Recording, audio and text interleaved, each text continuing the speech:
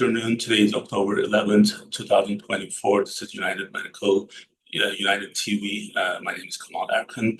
Today, we are going to have our 2 p.m. sessions with 2 different topics. Donna Gunkel, one of our directors in clinical integration, and later on, Anthony Anugu, one of our directors in the contracting, they're gonna join me. But first, we want to start with the update from the latest in the United States. This is the Hurricane Milton devastation. Right now, millions of people are actually struggling with the hurricane. So there are so many people who are impacted by this. This is one of the worst, probably in the last several years. Someone who has seen Hurricane Katrina in 2005, I believe. So if this is worse than that, I don't know how bad it's going to be. Hopefully people who are there are getting proper help.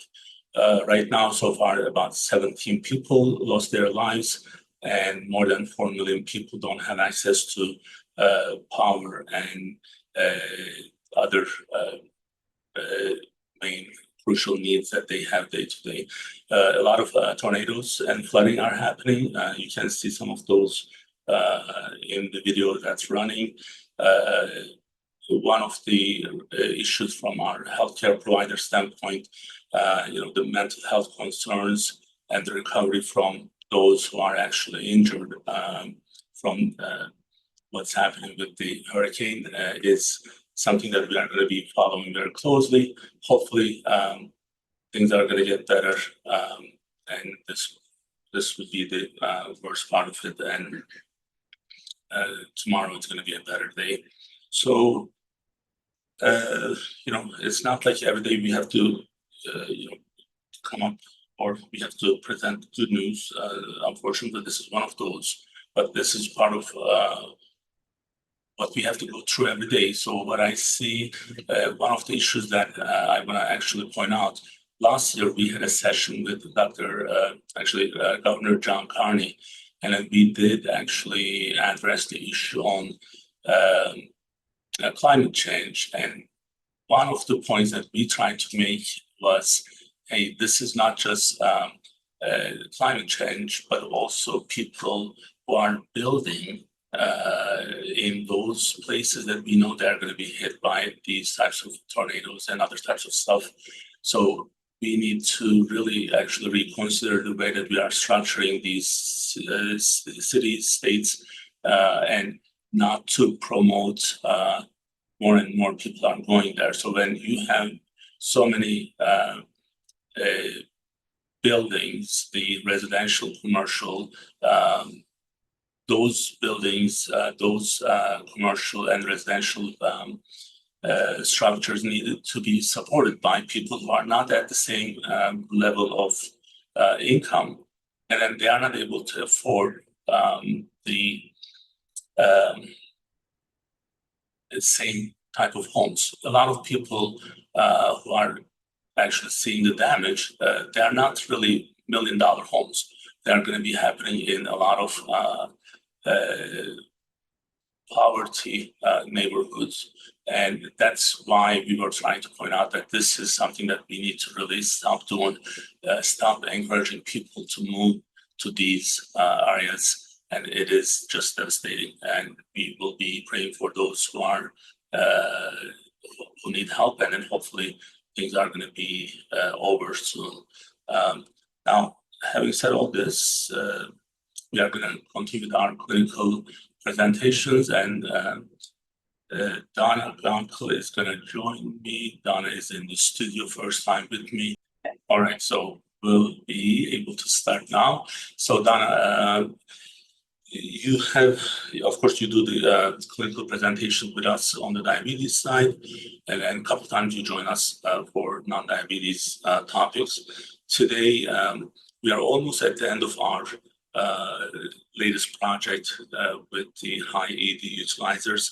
And I say latest project, but that was one of our first projects when we started with the value-based contracts. So we want to kind of summarize what has happened, our findings, how we are approaching. And I believe this can be a message for those patients who are listening to us, because we share these videos with them. And this can be useful for those who are working in the accounts and the charts with us. So if you want to kind of give the background on what we do and then how high ED is important, and small population of high ED can have a huge impact in the overall, and trying to change the behavior of the system, including patients, hospitals, doctors' offices. We do a lot together every day. You and I, we do case conferences. So I'll let you speak to those. Okay, thank you, Kamal. Yes, so starting kind of at the beginning, we have, as Kamal mentioned, contracts with many insurance companies in Delaware. So we have our providers who treat patients who have all types of insurance: Medicare, Medicare Advantage, Medicaid, as well as commercial. And with regards to all those contracts, we send a file with all the patients that we see to DIN, which is the Delaware Health Information Network. And then on a daily basis, they're able to tell us which of our patients have been in the ER prior day, admitted or discharged from an acute care facility. So that's where it begins in care coordination. Our care coordinators reach out to those patients because they've had an event that required them to go to the ER and or be hospitalized. So we reach out to get them scheduled to follow up with the provider, the PCP, primary care provider, so that they can ensure if they need any medication changes, to see a specialist, etc. We track on an everyday basis. Now moving on to the nurse side, we track those patients who may have high utilization. And we look at those to see primarily what is the reason for their visit to the ED. Is it something that they need to be in the ED for? So certainly there are certain diagnoses. If a patient has, a seizure, if they have a sudden onset of blurred vision, other things like chest pain, broken bones, another like a traumatic fall. Those are all reasons they would want to go to the ER, because you don't know the extent of that injury or illness. Other times we see patients who maybe they don't know where they're supposed to go. They just know they're having other types of symptoms. So maybe they've had flu-like symptoms for several days, a headache, maybe I think I have a upper respiratory infection. So they're going to the ER for those types of purposes. And if you've been in the ER recently, you probably see that they're very full. I've been there recently myself with a family member, and you see patients on stretchers in hallways and in wheelchairs, sitting up and down the halls. It's because they don't have the capacity to handle all of the day-to-day things, right? They're really there to handle those more critical events. So I think one of the things that we look at is, again, education to that patient, because as Kamal mentioned, we look at utilization and cost. So the cost of going to your primary care provider or even an urgent care for things like headache or severe migraines, upper respiratory issues, those types of things. It's about 1/5 the cost, right, of going to the ED for those same types of illnesses or injuries. So that's one thing to keep in mind, because if you pay for your insurance, right, and you wonder why your expense goes up on an annual basis, it's because it's based on the claims dollars spent the year before. So that's one of the things we try to take a look at and help our patients to get in with the specialists that they need, the PCP more regularly, to help keep that cost down. And usually you will find that you can get in to see a provider the same day in many cases. They do save appointments called same-day appointments for injuries or Okay. illnesses. If not, they would generally refer you to an urgent care. Again, they're walk-in clinics. They have extended hours. They're usually open 7 days a week. So they can get you in more timely to be seen. You're not sitting in an ER for 8, 10, 12 hours with someone coming in and out periodically, right, to help you through that. So I think that's one of the things that we spend a lot of time looking at. Those cases, as Kamal mentioned, we do present cases on a daily basis. Our nurses review those cases and present them. And so with regards to that, we do look at that. We send emails out that help educate the patients. Maybe they're not aware that they can call the provider and be seen that day. Maybe they're not aware they can go to urgent care. So a lot of it is on the educational side of things, and then also getting them in with their primary care to hopefully prevent them from having to go back to the ER again, getting them in with a specialist when needed to help treat some of those symptoms that they may have gone to the ER for. So I'm sharing on the third screen there when they should be receiving treatment in the ER versus not. So, from the beginning of our ACO structure, one of the things that we said, we are going to change the behavior of the system. And we have done a lot so far, and then we do see the impact, which is not a fast, quick impact. It takes several years to get to where we are. But this is where we can control certain things, like in the provider offices, we can, maybe in the hospital settings, the hospitals can. But when it's about the patients, depending on what emergency they have, that's kind of like, that's the key for patients to know when to go. So if we can kind of talk about our efforts on how we are trying to communicate this with the patients, educating the patient with what they have available to them.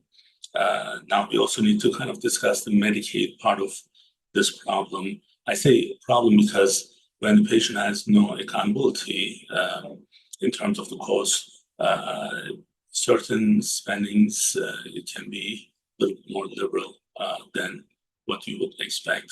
So can we talk about those a little bit?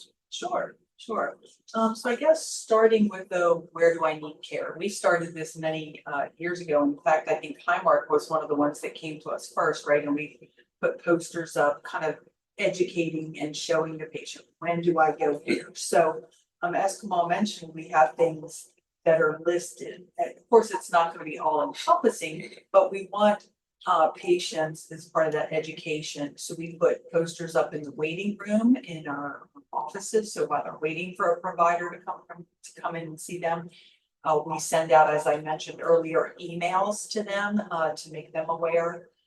We've also tried to partner with the ERs also as part of that education process to let them know day-to-day things. I have allergies, like I said, the headache. We see all of these.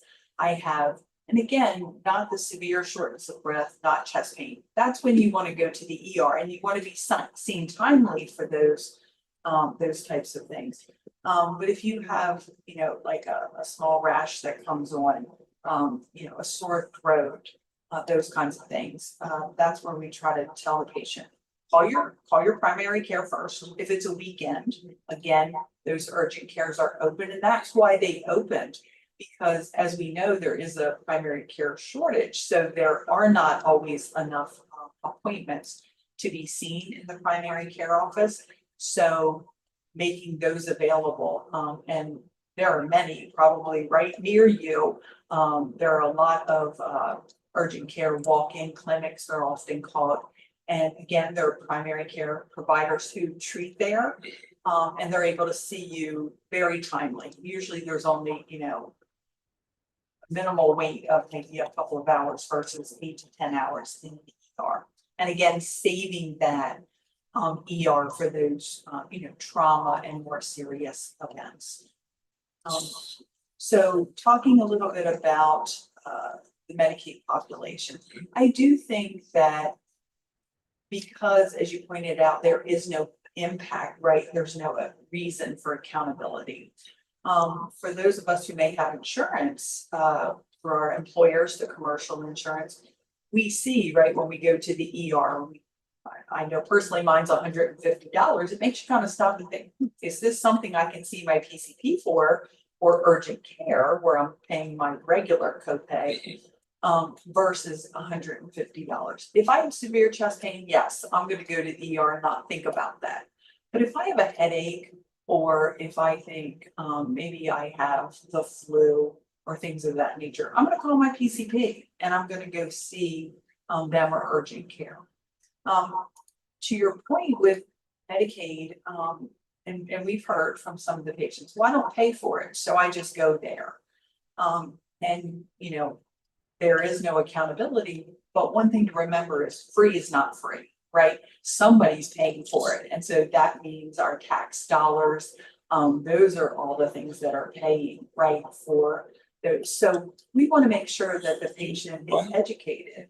Like not just for the other, like for Medicaid, it's not just for the tax dollars, taxpayers, but also that benefit may not be there anymore.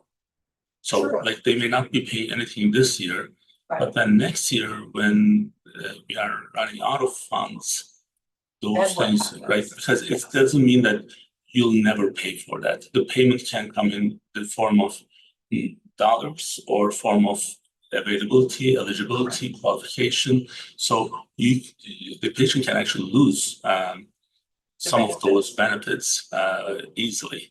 So that's we definitely want to actually emphasize that in a way that, so what's available today, like when you look at the Medicaid program, so you credit to our state administration, our governor, lieutenant governor, the way that our Medicaid program is in this state is very much different than any other state. So we have one of the best plans and program in place for Medicaid.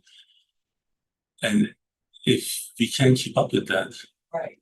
At some point things are going to be changing. How it's going to change?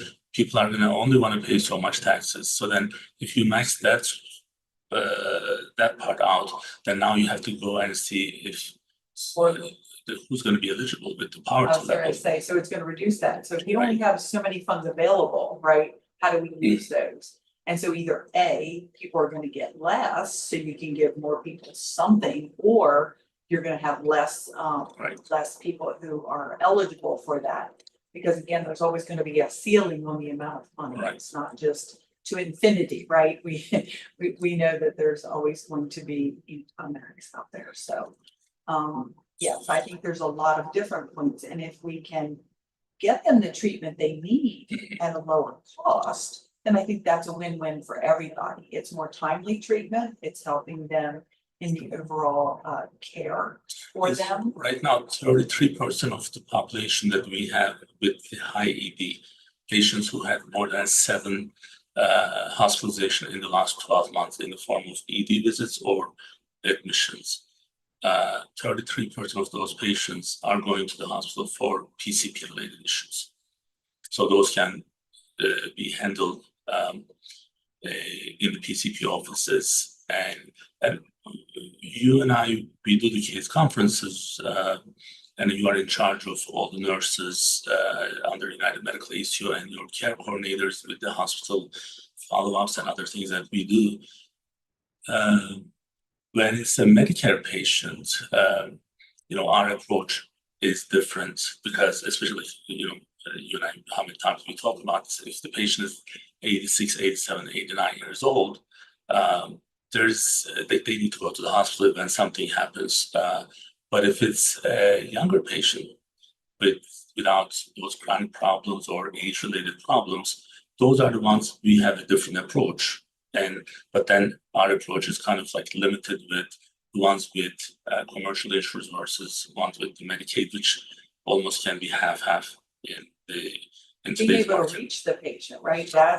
That's a large part of it. So I had mentioned earlier, right, that it starts with the care coordinators reaching out to schedule the patient. And, we reach out 3 times, so twice by phone typically, and then we send a letter, just letting them know and starting that process so they can always call back in and schedule that appointment. So that part is critical. And then, yes, most of the time when we look at that and we see it's a Medicare patient, they do have multiple chronic conditions. And in many cases, not only are they in the ED, but they may be admitted, right? Because they do have a lot more going on that requires more intensive treatment on an inpatient basis. So I think that's one of the other things that we look at as far as the nursing component. So the other problem, I'm gonna actually share my screen. Only I don't like sharing screen, so then we will be visible, but I just so that you can kind of also see one of the other things that we have from our findings is those who are going to the ED, how many of them have addiction problems, right? So this is a small group that we have. I say small group, but 39 patients that we have here have either alcohol or drug-related addictions. And then if you look at the average, like 39, it's almost like each of them have 10 ED visits, almost averaging. So when you look at hospitalization 400, so that's about 10.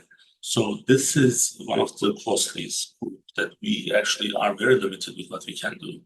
Now I'm gonna stop sharing so then we can kind of bring the hospitals in the picture and then and also insurance companies in the picture to see what is expected from us is not actually reasonable. So that's why we need to have a different approach. And yes, and so we try to collaborate with our insurance companies. So we have ways that we collaborate with them in monthly meetings. We also collaborate with them by sending referrals over so that they too can try to reach out to the patient and engage them, right? That's the biggest key, is engaging them in that care. As far as the hospital, we've tried to work with them on, I think the direction you were going from all with, work with them on real-time notifications so that we could, while the patient's right there, that would be an ideal time for us to reach that patient and get them scheduled to go in to see their PCP. Unfortunately, in many cases, we've been unsuccessful in being able to do that. But that would eliminate us, in many cases, not being able to get a hold of the patient, and also trying to get them engaged in that day-to-day care that they need with the PCP and then on to a specialist if needed.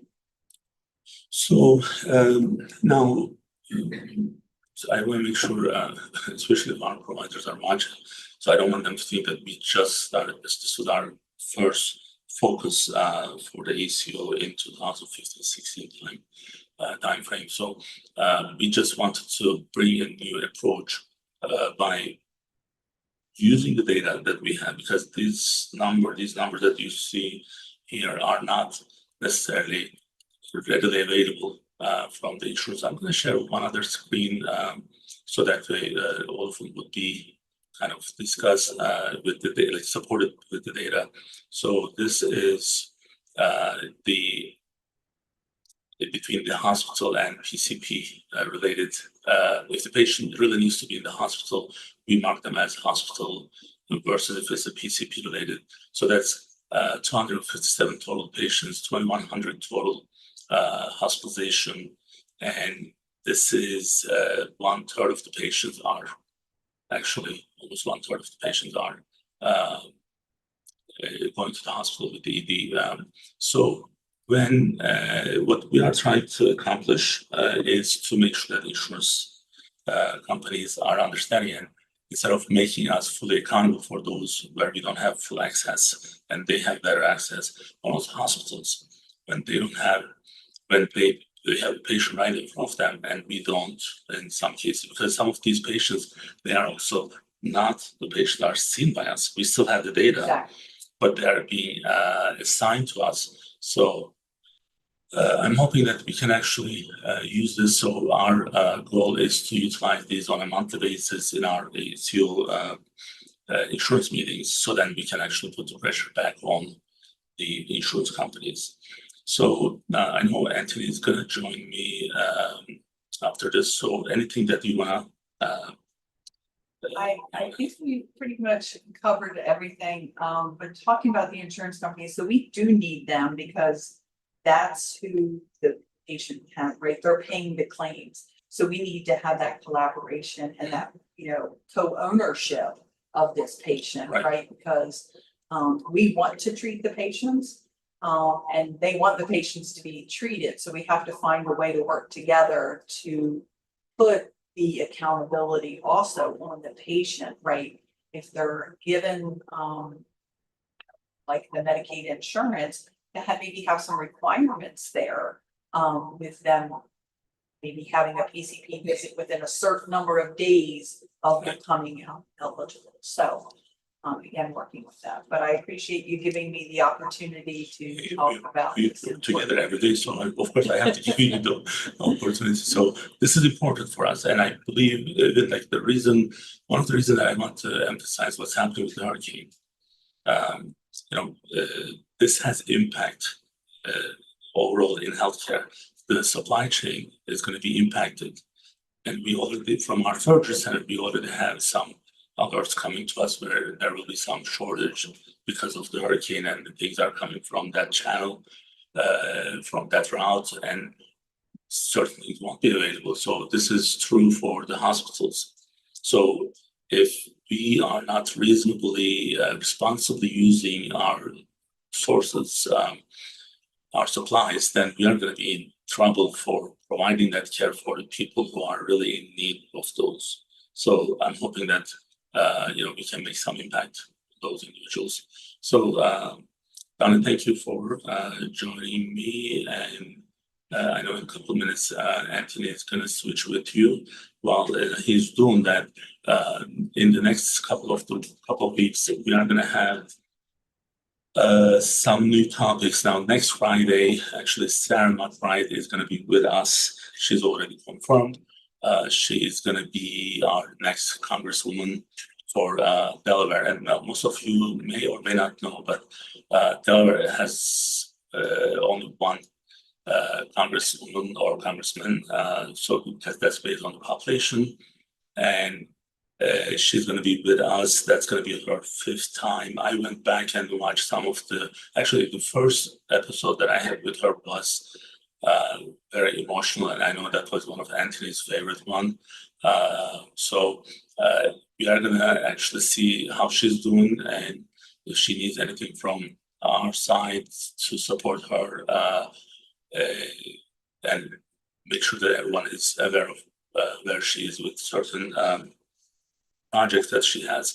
Now, one of the other topics that we are going to discuss in the future is the social media and the double-edged sword in political propaganda of the social media. And Sean is off today. He and we are going to prep for this. I see the utilization of social media channels and how it's impacting the society. And I always say, one of the really important issue for people to understand is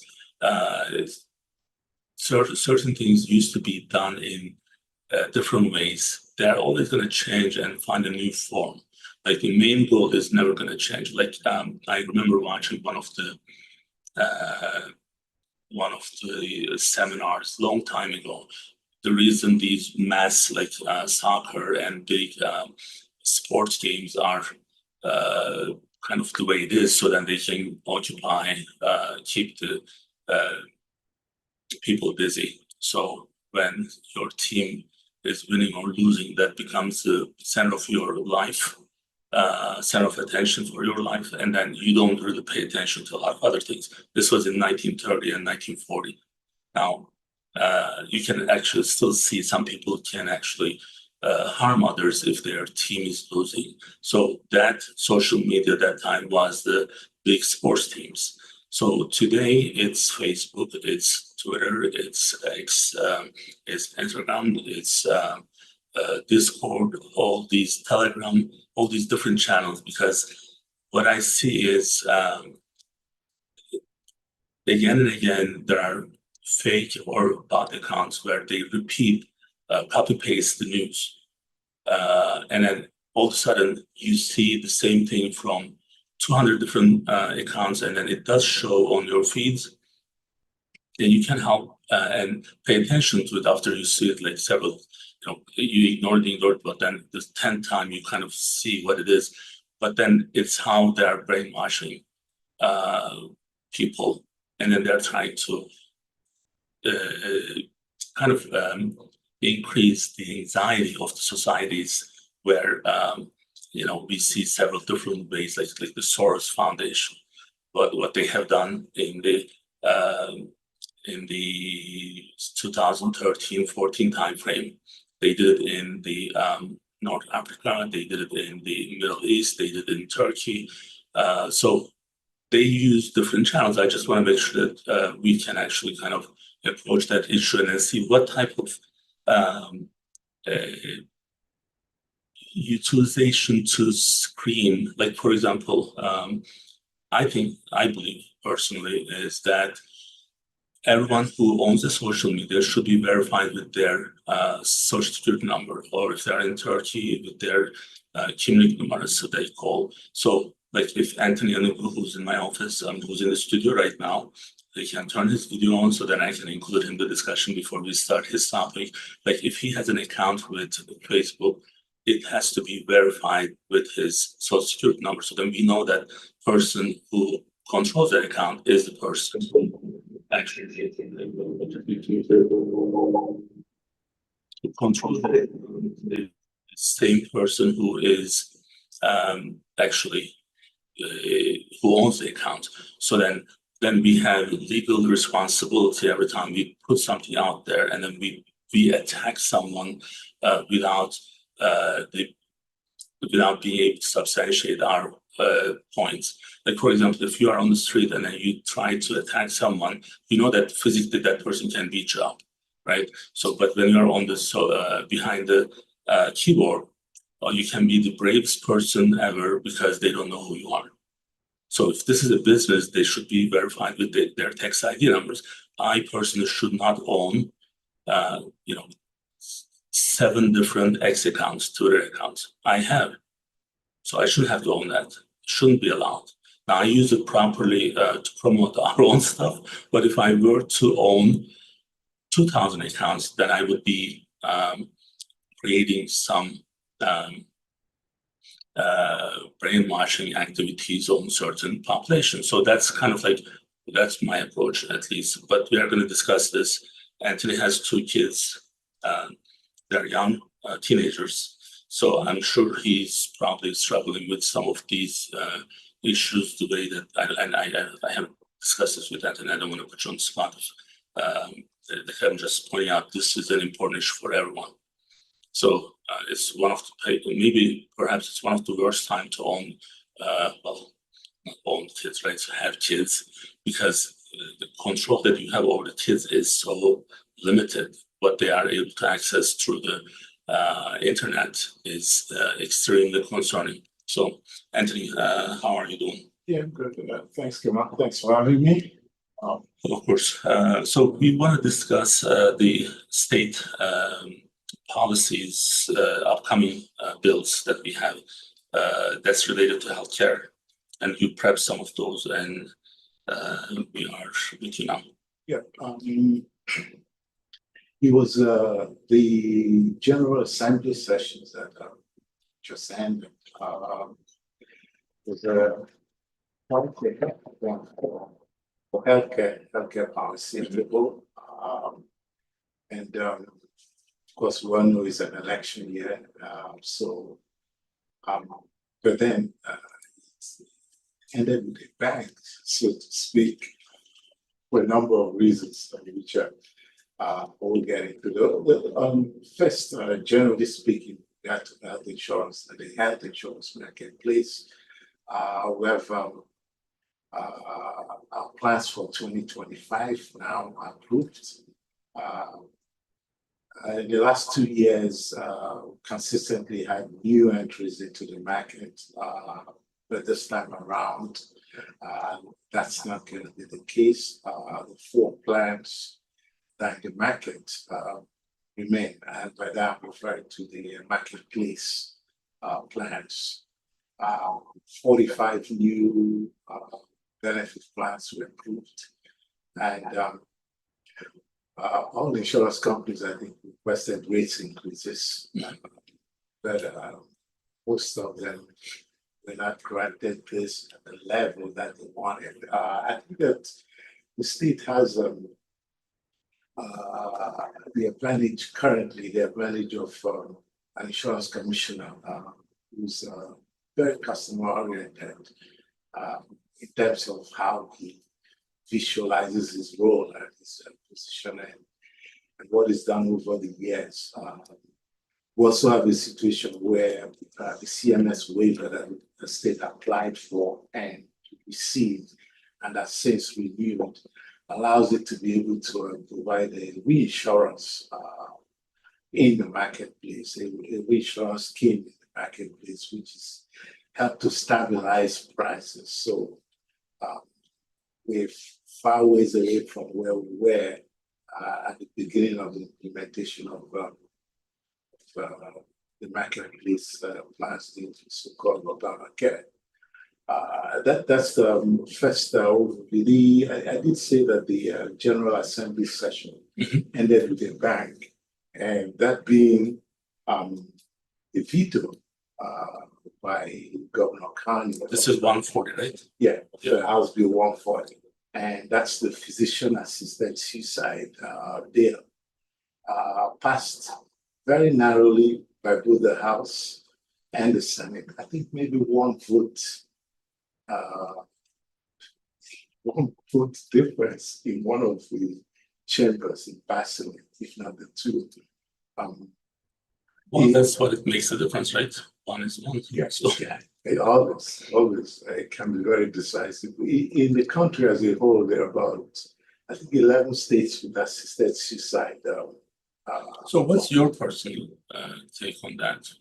Well, first, I'm a Catholic, and the Catholic Church. That makes things more difficult. The Catholic Church was heavily against the bill, and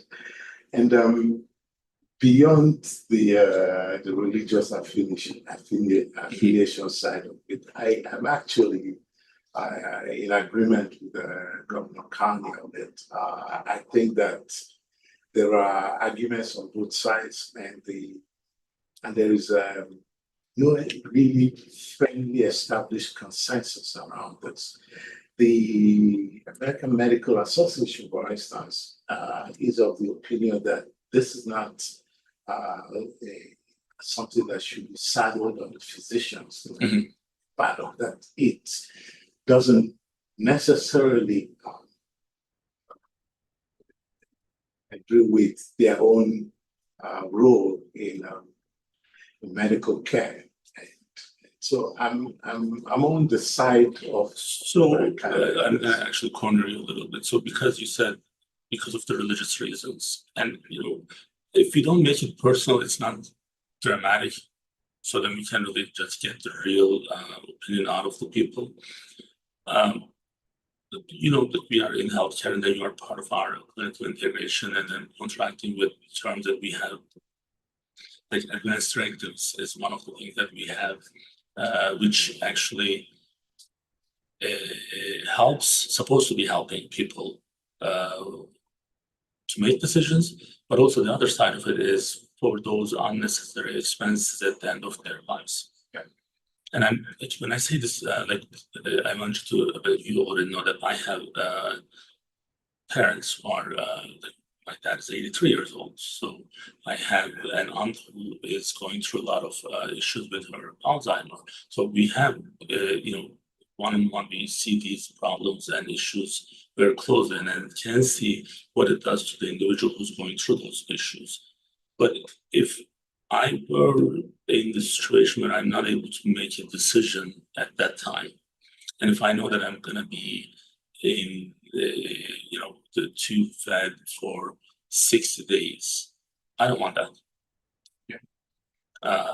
Now, I'm a person who didn't want to put my body down, this, and I was praying for the whole time that he would be able to just die on his own, because he was 13 and a half, had some issues and a lot of difficulties, but it was at a point where he was in pain. So in pain in a way that he was asking for help. And that was the last sort of for me, but we had to do it. I had to do it. So if I was in the same situation, I'm in the hospital bed for 60 days on the tube and no conscious, I want to make that decision before that happens.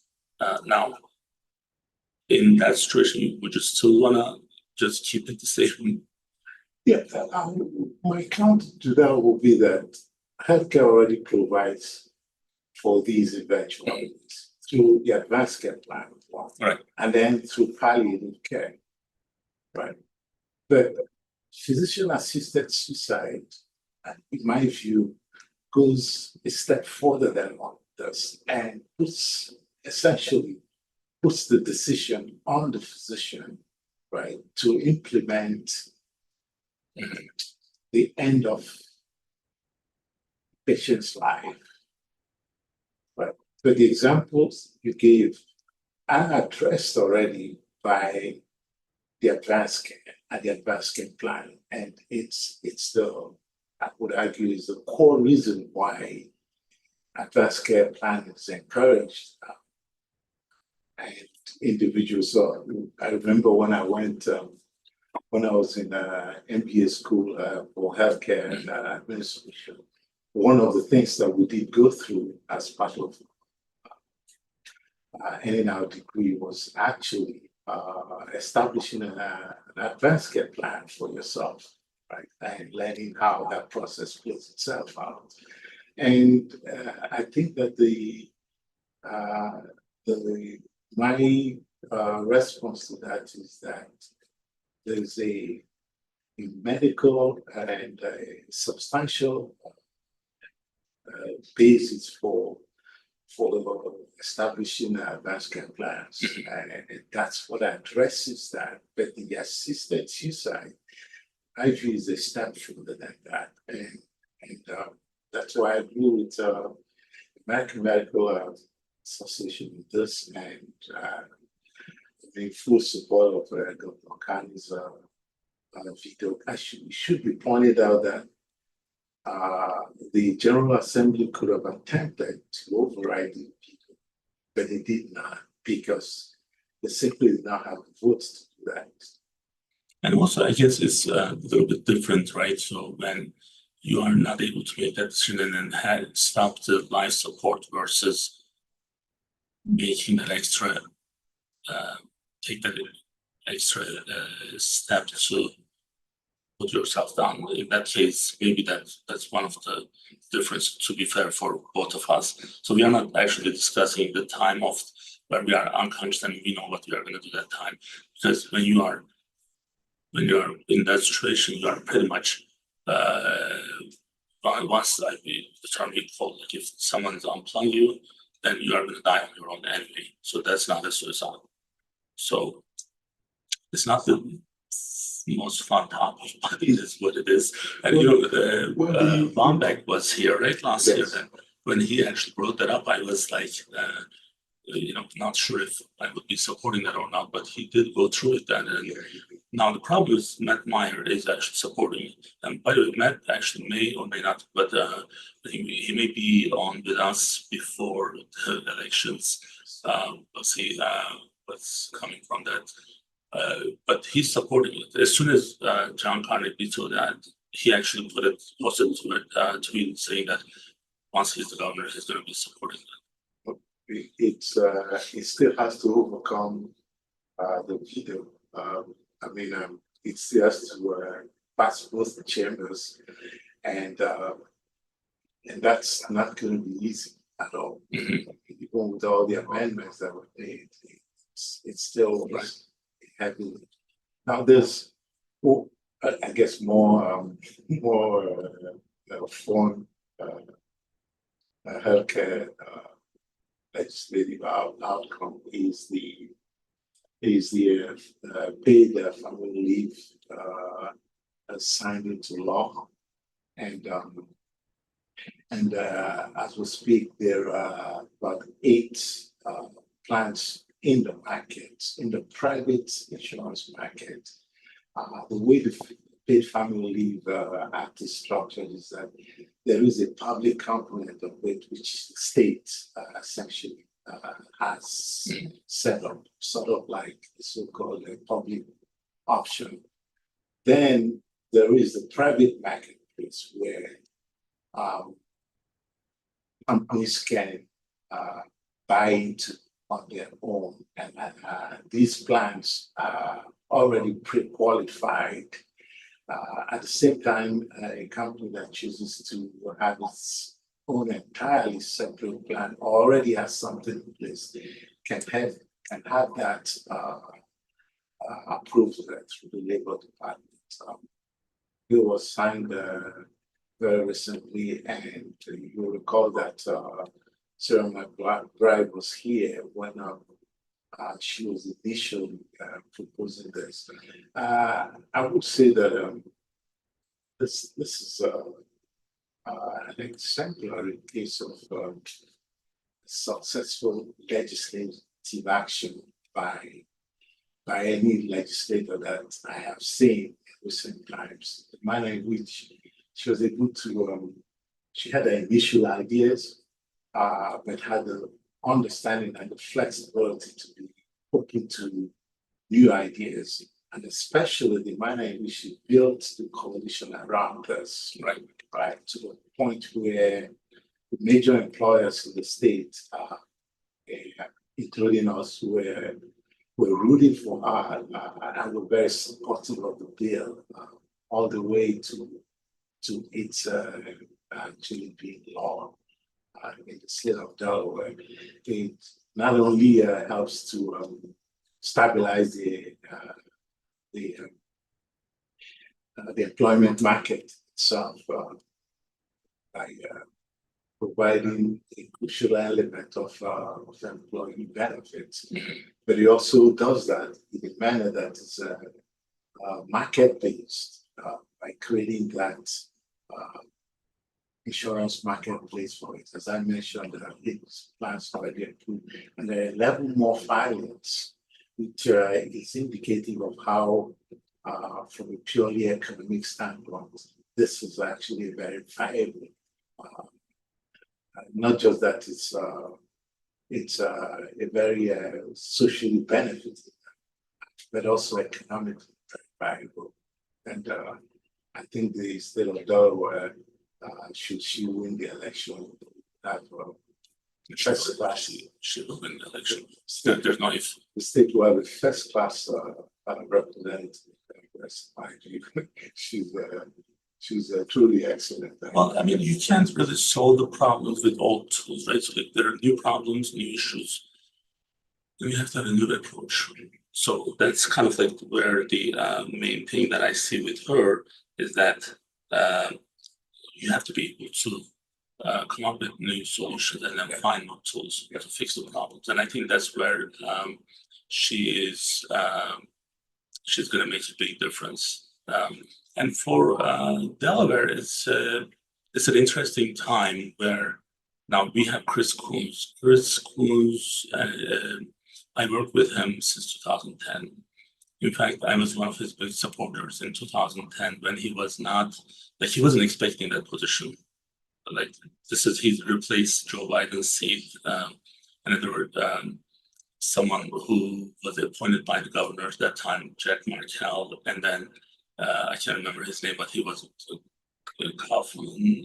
I don't know how I remember that, but it is Kaufman. So one of his friends from all times. So then Chris actually now is a senior senator, and he's also one of those who has different approaches in politics and good understanding of issues that we deal day to day. And I believe he's going to be, perhaps maybe he's going to be in the cabinet when, well, after the election, we don't know. He may be, he's at that point now. Foreign relations, he's superior, and he may be actually the next Secretary of State. So if it does happen, so our team should go back and then take this and make it short so that we can say, we told you so. But this is a big possibility that can happen. Now, then we have Lisa Rochester. I was with her last Tuesday. And one thing that I will also emphasize, why it's important for healthcare organizations and healthcare providers to know and be close to these policies and new bills is because these individuals in the Senate and the House, they are lawmakers for us. So if, in the event that I attended last Tuesday, Christian Hospital was there with the full leadership. I never have seen them in that capacity in any of these events, but even the CEO was there, meaning that they know that they are not very happy about the HB 350, and now they want to actually probably make sure that they have Lisa's ear with those issues. So this is why we are also interested, and this is our job. It's part of our job. So, and I think I totally agree with you, with Sarah, and I think she's going to be an excellent addition to that team. Now, imagine if the oldest person there is now Chris Coons. So, and that's going to be an interesting team, and we want to make sure that we can, work with them closely as we are already doing that. Now, what else do we have? The other side of it, there's the Mental Health Parity and Addiction Equity Act. Now, this has to do with enforcement action by the Department of Insurance against HIMAC. The Mental Health Parity Act goes all the way back to 2008. Was passed at the national level, led by two senators, Pete Dominici and Paul Wellstone, the senator from Minnesota back then. And so we have this act at the national level and also at the state levels. It seeks to have parity in reimbursement between medical services and then mental health services. And the law requires yearly review by the Department of Insurance to ensure that insurance companies are reimbursing at the same level for mental health services. The rationale for the act was always that you needed this in order you have to discourage those with mental health issues from seeking care or disincentivizing the providers themselves from providing such care. And HIMAC was fined a little bit of a substantial amount of money they would find in that regard. David Blacksmith implemented several remedial actions to ensure that this does not go. We go through the issue of mental behavioral health, substance abuse issues in our value-based contracts.